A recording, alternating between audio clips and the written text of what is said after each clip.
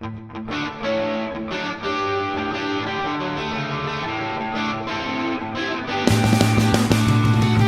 you write that the heat was stifling or she rummaged in her handbag, this is dead free, you know. Yes. And by the way, I mean, the war has extended onto another sphere. People who use mouldering novelties like seen it, done it, got the t-shirt, he went ballistic, I don't think so, hello, all that. These are dead words, they're heard words. And what Cliche is heard writing, heard thinking, and heard feeling. You've got to look for weight of voice and freshness and make it your own. Columnist for the Times and podcast reviewer, who one must assume only appears on the very best, James Marriott has invited me over to his pad for episode 5 of My Martin Amos. James, thank you very much for having me over. How are you doing? I'm very well. Thank you for bothering to come out in this hideous weather to record me. This is exactly what we would expect for this time of year. And we are just a stone's throw from London Fields, as it happens here, aren't we? The London Fields. Although it doesn't actually feature in the novel, does it? No. And as I say that, I realise that stone's throw is going to be the first of many cliches that will probably leave my mouth. That is, of course, the theme. We are going to be talking on this episode about the War Against Cliché, Martin Amos's collection of essays and reviews spanning 1971 to 2000, published in 2001. I first read it aged 18 in what must have been 2006, and you when you were about 22, in 2014, I think you write. It was a transformative experience for myself and clearly for you too. How did you first come across it? I came across it completely at random. I'd never been, as I think most of your other guests have said, a kind of obsessive Amos fan in my teens. I'd read a few of the novels in a sort of slightly obligatory way. I'd discovered them, you know, in bookshops. I'd seen his name around. I think I'd read Time's Arrow, the Rachel Papers, Success, a few of the novels, but they'd never particularly done much for me. I'd never had that transformative Amos experience, which, you know, virtually everybody else seems to have had. And then I moved to London. I had this idea I was going to start writing book reviews, and I picked up The War Against Cliché in Paul's Books, I think was the shop, it's still there on the Charing Cross Road. Bought it, I think it was like $3.99 or something, took it home, and by the end of the evening that I bought that book, I was like, I'm learning so much about writing that I couldn't have even begun to imagine existed.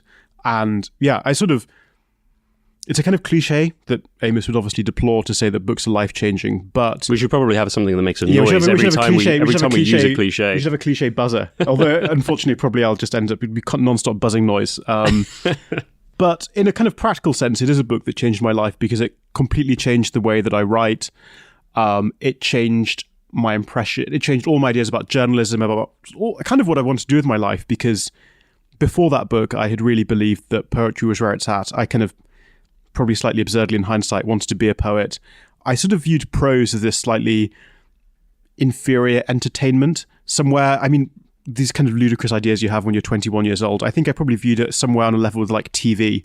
You know, I read novels as entertainments, but it hadn't really occurred to me that prose could be artistic and beautiful. And it seems preposterous I'd managed to carry that prejudice with me until the age of 21. And this book basically exploded those stupid adolescent snobberies and showed me that prose could be artful and that even journalism could be artful.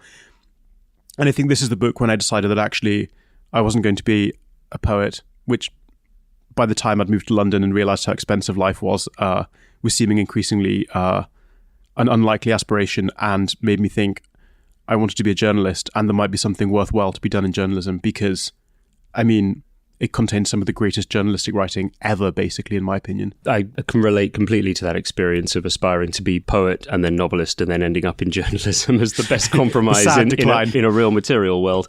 It's interesting what you say there, though, about viewing prose as entertainment and perhaps looking down on it slightly. I mean, why was that? You must have read things like Flaubert and Joyce and novels that really showed you that it didn't have to be pedestrian and utilitarian writing. I'm exaggerating somewhat, but I think I was a superficial reader. You know, I tore through novels. I spent a lot of time poring over poetry. And yeah, I obviously understood to some degree that prose could be artistic, but I was young and, you know, I thought novels were about plot and character and ideas. hence why I loved Iris Murdoch so much Right. in my early 20s. She was your literary hero at the time. Who was sort of another thing that was my kind of admiration for Iris Murdoch was another thing that was exploded by this book. I've now been turned into such a Murdoch skeptic by Amos's sort of demolishing reviews early in this book that I always recall this image that I think is in a biography of Iris Murdoch of her sitting at a train station, writing a page, turning it over, writing another page, turning it over, and she just went through like this, writing very quickly, with great certainty, with great command of things like plot and character, but not at all in a way that I think Amos would aspire to write or even particularly approve of, because, she doesn't pay much attention to the sentence, really. I mean, there's some beautiful sentences in there, but it's a much quicker, much more kind of... it's closer to entertainment than it is to True, artful prose. and yet so intellectually robust. I mean, we're talking about Iris Murdoch a lot here. I knew before I started this conversation with you that we might end up talking an awful lot about her rather than about Amos. It sounds to me like you discovered The War Against Cliché really by accident. Did it really just jump out of the shelf for you? Yeah, it's sort of funny. I mean, it's one of those... I suppose, in hindsight, I was always going to read it because literally everybody I now know who's a journalist has read it and been influenced by it. So it was only a matter of time before it came into my kind of awareness. But it did seem to come at random. And I think quite late, actually. Most people I know read it when they were 18, when they were about your age. What was the first, here we go, another cliche, there goes the buzzer, light bulb moment? I think it was, and this is one of the extracts I've got to read out. I don't know when you want to do that, but it was... Yeah, why not? Let's start early. This made me... I just thought this was so funny, so beautifully written. The tone, the authority just blew me away. And this was a review not of a famous novel or anything, particularly remarkable. It was a kind of one of those slightly gimmicky reviews that Amos was made to do early in his career. He reviewed things like the Guinness Book of World Records, and he'd reviewed a book called Who's Who in 20th Century Literature by Martin Seymour Smith. And he takes the piss out of this guy, Martin Seymour Smith, for basically knowing way too much about literature, which just struck me as such a funny, inventive way to approach a book. And it's full of great lines, and it really, I just remember cackling to myself sitting in my bedroom reading this. And I just thought, I had no idea that writing could be this funny and this clever and this smart. And it's a kind of, no one ever talks about this review, and it's probably not the best one in the book, but it always is the one that I remember sort of switching me on to how funny his writing could be. All right, let's hear it. So this is Martin Amos, a young critic, reviewing a book called Who's Who in 20th Century Literature by Martin Seymour Smith. And the conceit of the review is that Amos is very amusingly taking the piss out of Seymour Smith for knowing quite so much about literature. So he writes, "A bemusing habit of Seymour Smith's is to make a remark of truly galactic learning and then dwarf it by revealing a whole new universe of bibliomania in the background. Daniel Fagunwa is the first important writer in Yoruba, and Ogboju Ode Ninu Igbo Inumale is assuredly his best book. But he did not build up an account of Yoruba cosmogony as poetically as did Tutola. The Icelander Haldor Laxness's fiction, where all agreed, is not wholly integrated. Were you aware, however, that he owed much to the untranslated Thorgebor Thordarson, who is perhaps the superior writer? Similarly, opinions so exotic that you can't imagine anyone human holding them are frequently made to sound banal and second-hand by the world-weary Seymour Smith. It is now fashionable, for instance, to dismiss his poetry while acknowledging his enormous influence. Who might this be? Ruben Dario, the Nicaraguan poet who died in 1916. Well, if it is fashionable, I shall start dismissing Dario's poetry at once, while naturally acknowledging his enormous influence. How, you wonder, can Seymour Smith keep in touch with so many cultures? Do people ring him up from time to time and say, 'Someone else has learned to read and write down here'? I went through the book half expecting the X section to be the longest. There, surely, are all the really unknown writers who would find a home."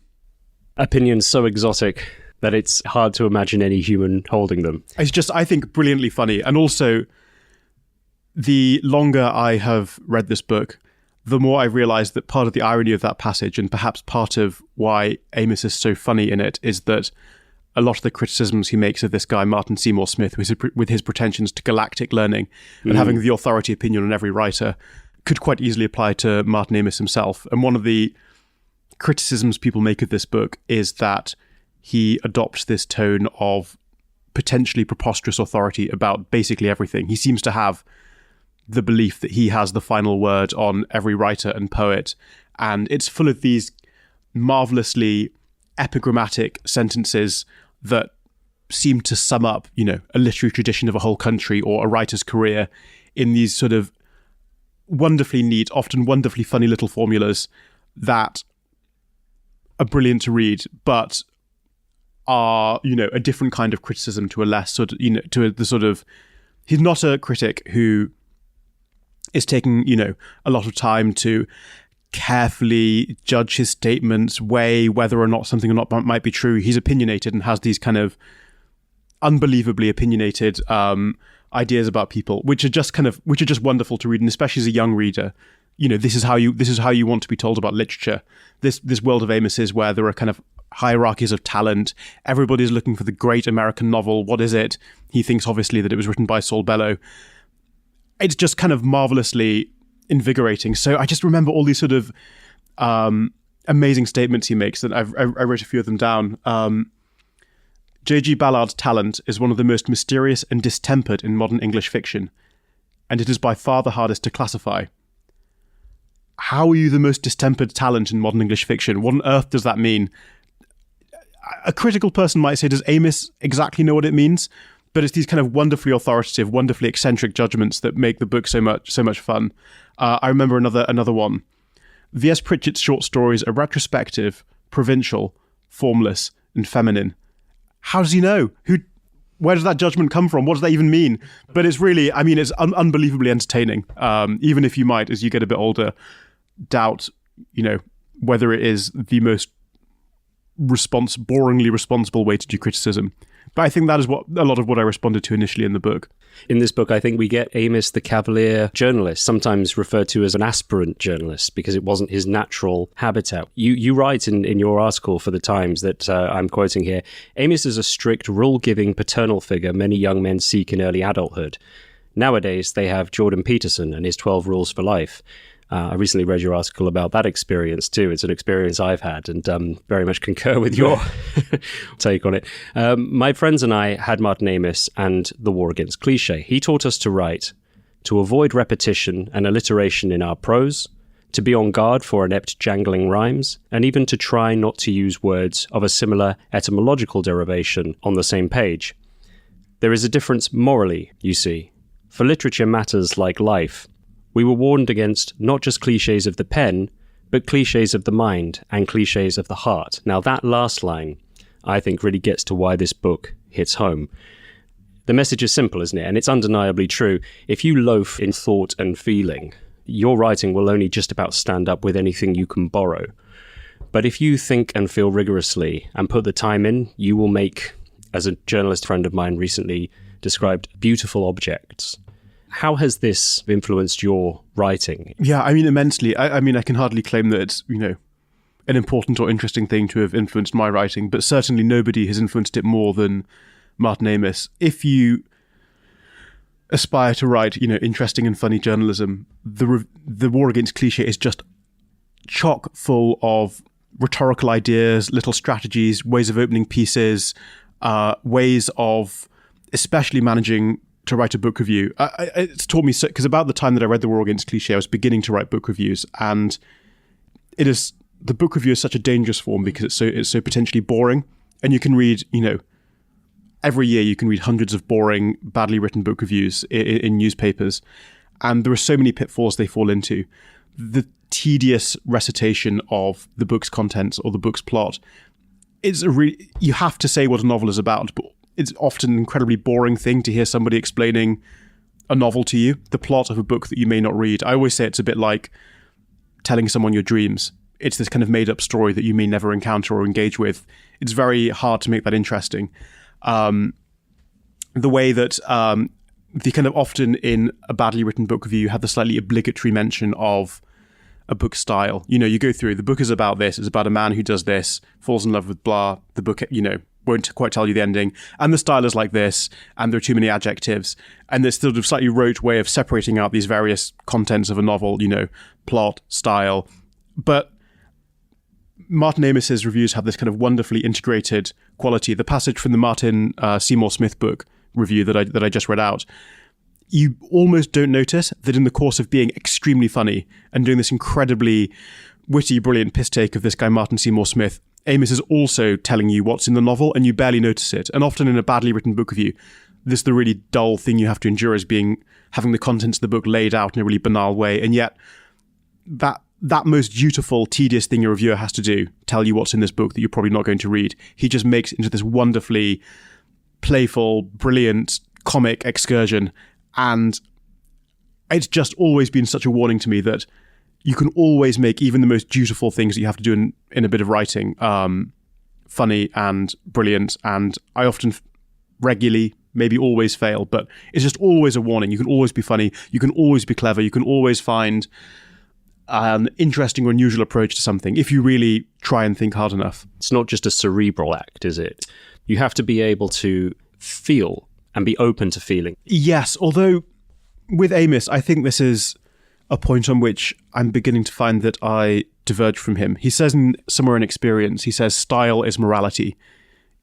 He's a kind of style supremacist. The most important thing about writing is its style, is the kind of swagger and ability with which you carry off the writing of sentences. And I increasingly think it's a lovely idea, and it's one that, is very exciting to believe in, especially when you're, 22 years old. I can no longer quite go along with him. And I think if you were to make a criticism of this book, which is, it's my favorite book of criticism, but if you were to criticize it, you would say it's a bit too style focused. I'm not sure that Amos is aware that there are other great things that books can do that are just as important to style as he should be. What would those things be? Well, I think about someone like James Wood, who might be, the other great, who a bit later than Amos, but they were writing, at the same time for a while, who's the New Yorker's, I think, chief book reviewer at the moment, and is the kind of great critic of the early 21st century. And he has a kind of human attention, an emotional engagement. He's interested in the ways that writing kind of authentically reflect our feelings. He's interested in things being sad or emotionally true in a way that is simply not a theme of Amos's writing. I think Amos may have thought this was true of him, but I think the criticism is so sort of aesthetically supremacist.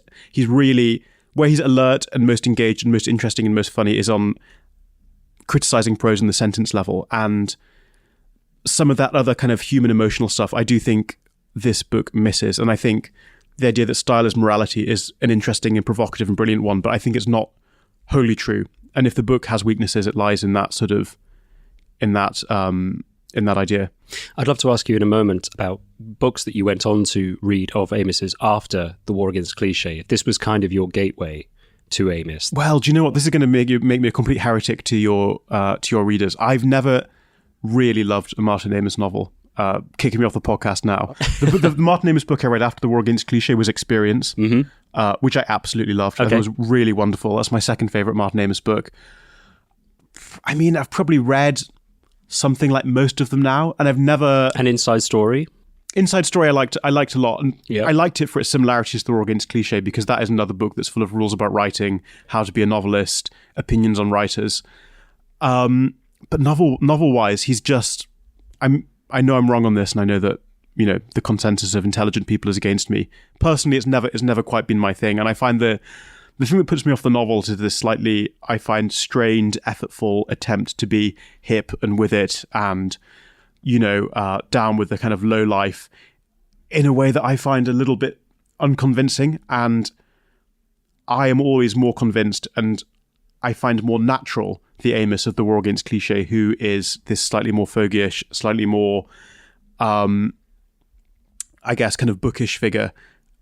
And that maybe reflects my own prejudices. We all want to see ourselves reflected back in the writers we love, and maybe that's an aspect of myself that I'm wanting to get out of Martin Amos. Fair enough. So I did not know this about you, but it obviously seems that you are much more convinced and much more appreciative of Martin Amos, the journalist, than the novelist. Yes, and I think that's not which I think is a testament to his journalistic ability. Yeah, and I don't think that's a totally unusual opinion, but the fact I hold it is probably also part of my own, down to my own personal prejudices and tastes, rather than to I'm not pretending to make some final judgment on Martin Amos. That is, that's a lot of that is about me. Kingsley Amos's memoirs are also very good. I don't know if you've ever had a chance to read those. I've not read them. Also some very interesting anecdotes on various writers he's met and had to endure time with, particularly Roald Dahl and Dylan Thomas, where I think Dylan Thomas talking about having travelled to the Middle East, saying that he was there to pour water on troubled oil, to which Kingsley Amos then says, I didn't say this, but I wish I had. What the hell do you mean? That doesn't mean anything. It's not clever and it's not funny. You know, he goes on this... Yeah, Dylan Thomas is precisely the kind of person Exactly. Kingsley Amos would have hated. He really did. It's like that line you wrote about how the men on the Highlands are piping hot. They're not piping and they're not hot. You know, it goes on and on like this. Anyway, you write that this book now sits on your desk, chiding you to be funnier, be cleverer, pay more attention. What are the moments that you find yourself reaching for it? Is it to remind yourself of certain things? Does it give you energy? Yeah, definitely. I mean, I can't read The War Against Cliché without wanting to start writing a book review, because this, I mean, it's not an art form, this form that, you know, can seem so sort of workaday and dull, and it's the thing that a lot of people start off doing at the beginning of their careers, you know, churning out book reviews for not much money, is a kind of real way into journalism. And it suddenly makes it seem like the most glamorous, the most important thing to do. And I think it shows you what a demanding form the book review is. You know, you have to be aesthetically alert. You have to have a kind of good historical sense. You have to have a strong sense of the writer under review's entire career. You have to yourself be a good writer. You have to be short and epigrammatic, because often you haven't got enough space. And there's a place, Leah Robson pointed this out to me again. There's somewhere Amos lists all the various literary art forms from most to least demanding. And I think he says the most demanding is poetry, the second most demanding is the book review, the third most demanding is fiction. And Amos viewed the book review as harder to get right than novels, which, I mean, it's probably a little bit ridiculous, but it does speak to his sense of what a kind of potentially rich and rigorous form, or what kind of rigorous talent it requires to write book reviews as brilliant as the ones in The War Against Cliché are. You mentioned beginning your writing career wanting to be a poet. Martin Amos never wrote poetry, and Kingsley, I think it's recorded in Experience, demanded to know why. He just can't do it, he said. I'm just no good at it. Yeah, it is. It's very interesting. I mean, I suppose Amos's writing tends to be quite demotic, minutely observant, down in the rough and tumble of life, and poetry often requires a slightly more kind of mystical sense. It's kind of comes from a slightly different place, I think, and you can see why it's not the kind of writer Amos was, and that slight kind of mysticism that often hangs around poetry is clearly why, as you mentioned, Kingsley Amos really disliked Dylan Thomas and basically viewed him as a fraud, I think. And I think there's a kind of maybe an inherited suspicion of the, you know, potential kind of waftiness and mysticism of poetry, which obviously is reflected in Kingsley Amos's own poetry, which is, you know, Yes. poetry really is very kind of deliberately, determinedly prosaic, novelistic, full of kind of everyday details in a way that is quite unusual. And, you know... Do you know the poetry of Ian Hamilton much? A little bit. I'm a bit of an Ian Hamilton skeptic. Okay. I know that he admired Hamilton's poetry a lot, but it had that very taciturn Yes, exactly. And quality I think to it that avoided that mysticism. But you see, I think Martin Amos's emphasis on style was Martin Amos, the modern mystic of literature. yes, and I think it's true that actually maybe the reason he didn't write poetry was that because, I mean, his prose is it has a lot of the virtues of poetry. Yes. Beautiful phrasing. He's obsessed with rhythm. He's obsessed with sentences chiming euphoniously. Nothing is supposed to sound clunky or out of place. And that's the kind of attention that poets habitually apply to their poems. Most prose writers are not thinking about rhythm, lack of internal rhymes, carefully evening out, things like that. And I think perhaps, yeah, he's a prose writer with a kind of, you know, the poetic impulses in his prose skill. What would be your next excerpt? So this is from a review of Odd Jobs, Essays and Criticism by John Updike. Beckett was the headmaster of the Writing as Agony School. On a good day, he would stare at the wall for 18 hours or so, feeling entirely terrible, and if he was lucky, a few words like never, or end, or nothing, or no way might brand themselves on his bleeding eyes. Whereas Updike, of course, is a psychotic Santa of volubility. Emerging from one or another of his studies, he is said to have 4 of them, with his morning sack full of reviews, speeches, reminiscences, think pieces, forewords, prefaces, introductions, stories, playlets, and poems. Preparing his cup of Sanka over the singing kettle, he wears his usual expression, that of a man beset by an embarrassment of delicious drolleries. The telephone starts ringing. A science magazine wants something pithy on the philosophy of subatomic thermodynamics. A fashion magazine wants 10,000 words in his favourite colour. No problem. But can they hang on? Updike has to go upstairs again and blurt out a novel. Why have you chosen this excerpt? I mean, for no real good reason other than I just think it's brilliantly funny. It's very novelistic, actually. In that excerpt, Amos kind of turns Updike into the sort of character who might appear in one of his own novels. You know, that kind of typical Amos habit of exaggeration. He turns Updike into this larger-than-life character with his 4 studies. I mean, we have to assume that's a true detail. His kind of huge Santa sacks of reviews and essays and stuff. And it's just talking about how to make this potentially very boring form interesting is just such a wonderful example.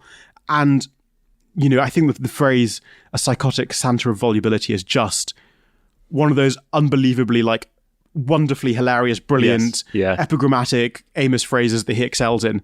But you also notice that in that passage, which is just purely funny and enjoyable to read, he's kind of started telling you what's actually in this collection of criticism and reviews that Updike has written, the stuff on thermodynamics, the stuff in his favourite colour, and he's kind of weaving in these sort of boring details that any reviewer has to get out of the way to tell the reader what's actually in the book, but doing it so funnily you barely notice it's happening to you. I mean, that is maybe a slightly kind of banal thing to focus on, but it's one of the things that always preoccupies you as a book reviewer, is how do you dispatch the duller obligations of book reviewing as wittily and as funnily and as interestingly as possible. I love Amos's novels you've written, but it was always a qualified love. You said just then, but you never really got into his novels. But a qualified love, what do you mean by this? I guess I mean kind of what I said to you before, which is that they're just not my thing. And perhaps if I'd encountered The War Against Cliché earlier, Amos would have, shaped my taste enough that he would make me the kind of person ready to really love and appreciate Amos's novels, which I think is the kind of what all critic novelists are trying to do in their criticism, is trying to give their readers the taste which will make them think that they're a really brilliant novelist because they're doing all the things that they value in their criticism. But I can appreciate them. I can see they're brilliant. I read The Information for the first time actually early this year. It was clearly wonderful, but they've never been the novels that I've loved most. And that is because, I think is the exaggerated characters, the lack of interest in psychological realism are just go against my prejudices as a reader of novels. And, that's not a final opinion. That's just my kind of personal taste, I guess. I'm going to quote a chunk from the first chapter of The War Against Cliché here, where Martin Amos, setting out his stall, writes, "Literary criticism, now almost entirely confined to the universities, thus moves against talent by moving against the canon." Anyone listening now will feel that this is even more relevant today than it was when he was writing at the beginning of the 21st century. He says, "Academic preferment will not come from a respectful study of Wordsworth's poetics, it will come from a challenging study of his politics. His attitude to the poor, say, or his unconscious valorization of Napoleon, and it will come still faster if you ignore Wordsworth and elevate some, justly, neglected contemporary, by which process the canon may be quietly and steadily sapped. A brief consultation of the internet," he's writing about it like the Yellow Pages back in 2001, will show that meanwhile, at the other end of the business, everyone has become a literary critic, or at least a book reviewer. You got yourself into some, well, by Twitter standards, not very hot water, but still with, I think, a writer from the bookseller who took umbrage with your suggestion that there could be, as Amos really fights for in this book, good versus bad literature. Has this book left you with a sense that that is still worth defending? I think that some books are better than others and there's nothing you can do about it, and that some people who are literary critics, like Martin Amos, have really excellent taste, and their opinions on which are the good books and which are the bad books are unusually worthwhile. That said, subjective opinion is always subjective, and anybody setting out this is the best of this sort of novel, this is the worst of this sort of novel, you risk obviously being preposterous, and you can take it too far. But yeah, so I think the backlash you're talking about, and I can never quite remember what piece it was that annoyed this person at the bookseller, but I think I'd written something about TikTok and implied that watching TikTok videos was a less useful and virtuous use of one's time than reading a novel. And then I was quite amusingly, I thought, taken to task by this in, of all magazines, the Bookseller magazine, which is the magazine of the book trade, for my belief that some writing is simply better. And then this person said, I don't believe Marriott's implication exists in isolation, but is a symptom of a belief that some writing is simply better. While there is not enough space here to dive into the specifics of this subjectivity, it is enough to say that it is inherently damaging and marginalizing to extol the virtues of some books and thus their readers over others. Which is like the least Martin Amos opinion it's possible to hold. The idea that it's damaging to think that some books are better than others. And I think the fact, I don't know, just the way that article was written, it's not even really arguing that, some books aren't better than others. That's kind of taken as almost a given in how we read books. And I think that is probably because that's an increasingly prevalent way of reading books at universities and the way that reading is taught at universities. And some people have evidently left universities with the idea that it's damaging to say some books are better than others, which kind of makes life slightly difficult for the literary critic or for the book reviewer, because your entire job is saying which books are better than others. And if you want to do it properly, I think you really have to believe that. But you are writing against a culture that is really aghast at the idea that someone might think they have the authority, the pomposity probably these sort of critical people would think, to come in and start saying, this book's good, this book's bad, you're better off reading Nabokov than, a best-selling thriller or something like that. And I think, the environment that you're writing into now as a book reviewer is a more hostile one than the one that perhaps Martin Amos was writing into, where I think a lot of people still believed in, the subjective power of the great critic. Yeah, Martin Amos was very much, he knew which way the wind was blowing, but he was still writing at a time where critics and really novelists like himself had rule of the roost. Probably important to say that, this is hardly a new idea in criticism and writing about books. I think periodically through history, this idea comes along that literature and art should be judged by political rather than aesthetic categories and terms, and value judgments should be political, not aesthetic. And it's sort of unfortunate to live through such a time, but it's happened before. There were kind of, if you look at a lot of kind of late 19th century Russian literature was filled with debates over, were novels politically worthwhile? Did they support or not support this or that kind of version of liberalism or socialism or whatever? Yes. It happened in England in the 1930s. There's a lot of very political literature and a lot of literature being judged on its political tendencies. And it's a kind of irresistible temptation, especially in very highly political times like the ones that we live in, to start saying everything must be submitted to politics. Politics is the ultimate value. Literature is this kind of secondary thing. And I think it's an approach to literature that's so dull and so uninteresting and so liable to reduce it to kind of large, bland, dull, boring categories that it's unsustainable and it never lasts. But it's kind of unfortunate that it's a time we're living through, and people who, I guess, slightly fogishly believe in the supremacy of aesthetics over politics, like I do, are always going to be kind of writing against the spirit of the times, which is not a wholly bad thing, not a wholly bad position for a writer to find him or herself in. Implication, isolation, too many shoulds in that sentence. Jangles. Yeah. But Amos wasn't immune to excesses in his own prose. He did overuse certain devices. He was very fond of adverbs, and this is something that a former guest on the series, Janan Ganesh, also spoke about. I find his use of them, conspicuous, excessive, sometimes a bit wearying, but quite contagious. He makes you want to use adverbs. Yeah, Do you find that? He does ever. I mean, nobody has ever been a more, I guess, exciting proponent of the adverb than Martin Amos. I think, well, maybe it's useful. There's a really great review by Frank Commode in the LRB of The War Against Cliché, and he, in the course of this review, just draws up a list of Martin Amos's unusual adverbs, which I can read to you if you're interested. Absolutely. So in Frank Commode's review of the War Against Cliché in the LRB, which is a great piece, he makes a list of all the unusual adverbs that Amos uses in the book.